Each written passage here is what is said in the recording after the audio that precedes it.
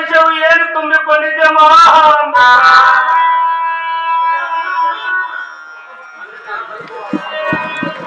ಅಂಬಿಕಾ.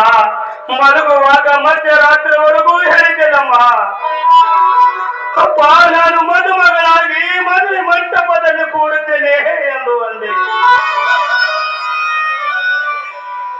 ಆದರೆ ಇಂದು ನೀನು ಮದುಮಗಳಾಗಿ ಮದುವೆ ಮಂಟಪಕ್ಕೆ ಹೋಗುವ ಬದಲು ಮಜಲದ ಮಲ್ಲಿಗೆ ಆಗಿ ಮಲಗಿದೆನಮ್ಮ ಅಂಬಿಕಾ.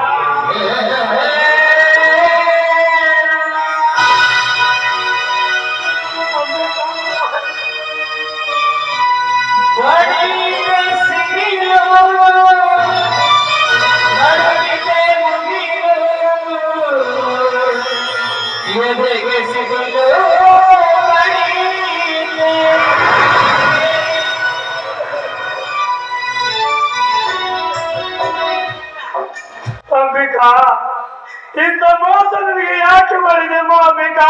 ಯಾಕೆ ಮಾಡಿದೆ? ನಾನು ಹುಟ್ಟುವಾಗ ಹೆತ್ತ ತಾಯಿನ ಕಳ್ಕೊಂಡು ಅನರ್ಥನಾದೆ. ಪ್ರಾಯಕ್ಕೆ ಬಂದ ಮೇಲೆ ಹೆಂಡತಿಯನ್ನು ಕಳ್ಕೊಂಡು ಅನರ್ಥನಾದೆ. ಈಗ ನೋಡಿದರೆ ಮನೆಯಲ್ಲಿ ತುಂಬಿ ನಿಂತ ಮಗಳನ್ನು ಕಳ್ಕೊಂಡು ಹುಚ್ಚನಾಗಿದೆ ನಮ್ಮ ಅಂಬಿಕಾ.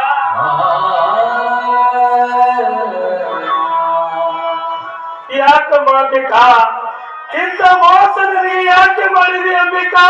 ಯಾಕೆ ಮಾಡಿ?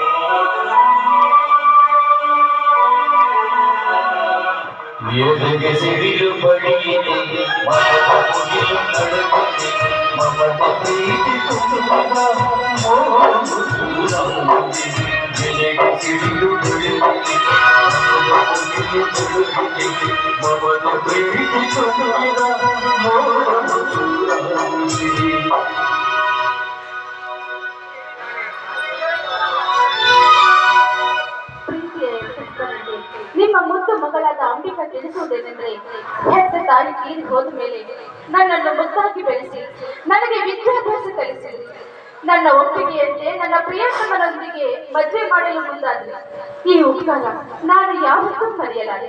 ಆದ್ರೆ ಮದುವೆಯ ಮೊದಲ ದಿವಸ ನನ್ನ ಜೀವನದಲ್ಲಿ ನಡೆಯಲಾರದ ಘಟನೆ ನಡೆದು ಹೋಯಿತು. ಮನೆಯಲ್ಲಿ ಯಾರು ಇರಲಿಲ್ಲ.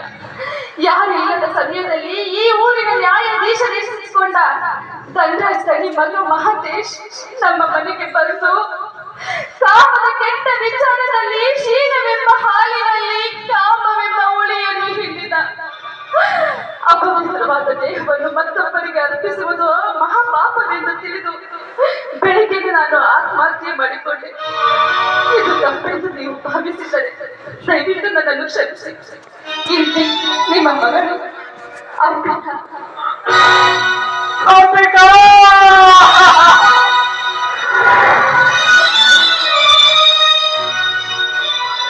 ಎಂತ ಅನಾಹುತ ಮಾಡಿಕೊಂಡಿ ಮಗಳೇ, ಎಂತ ಅನಾಹುತ ಮಾಡಿಕೊಂಡಿ. ಮಾಂಗಲ್ಯ ಕಟ್ಟಿಕೊಂಡು ಮುತ್ತೈದೆಯಾಗಿ ಗಂಡನ ಮನೆಗೆ ಮಾಡಿಕೊಂಡ ಗಂಡನ ಮನೆಗೆ ಹೋಗಬೇಕಾದ ಮಗಳು ಮಸನದ ಮಲ್ಲಿಗೆಯಾಗಿ ಮಲಗಿದಳಮ್ಮ ಅಂಬಿಕಾ.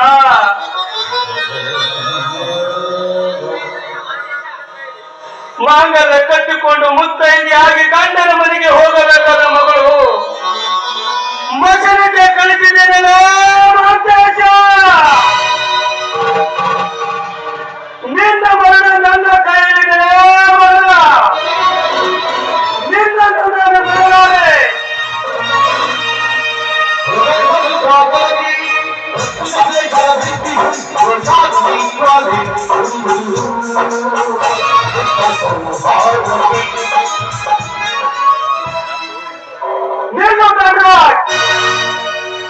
ಒಂದೇ ಹೆಜ್ಜೆ ನನ್ನ ಮುಂದೆ ಇಟ್ಟರೆ ನನ್ನ ಮೇಲಾಗಿದೆ. ದಯವಿಟ್ಟು ನೀವು ಮುಂದಕ್ಕೆ ಬರಬೇಡಿ. ಮದುವೆಗೆ ಬರುವ ಮಾನವರು ನೀವು ಅಲ್ರೋ. ಮದುವೆಗೆ ಬಂದ ಮಾನವರನ್ನು ತಿಂದು ತೇಗುವ ಕೋರುಕರು ನೀವು.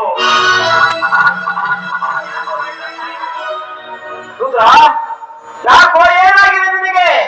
ನಿನ್ನ ಮಗಳ ಮದುವೆಗೆ ಬಂದ ಮನುಷ್ಯನಿಗೆ ಬಣ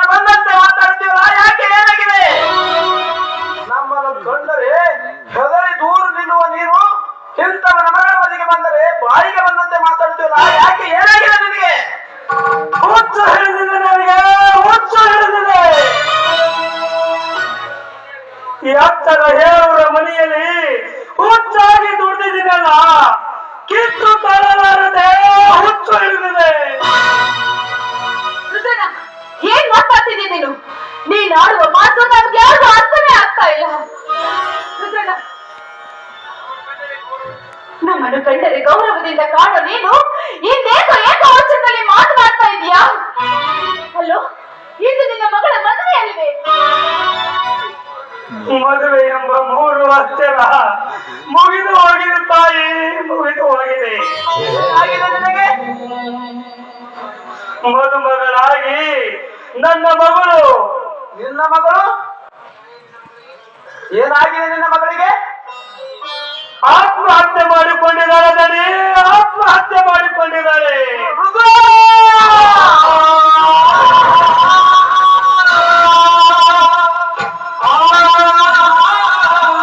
ಏನು ಹೇಳ್ತೀರಿ ನೀನು? ಈ ಮಾತು ಸತ್ಯವೇ? ಸತ್ಯ ದಣಿ, ಸತ್ಯ. ಸುಂದರವಾಗಿ ಸತ್ತು ಮನೆಯಲ್ಲೇ ಮಲಗಿದ್ದಾಳೆ ನೋಡಿದಣಿ, ಮನೆಯಲ್ಲೇ ನೋಡಿ.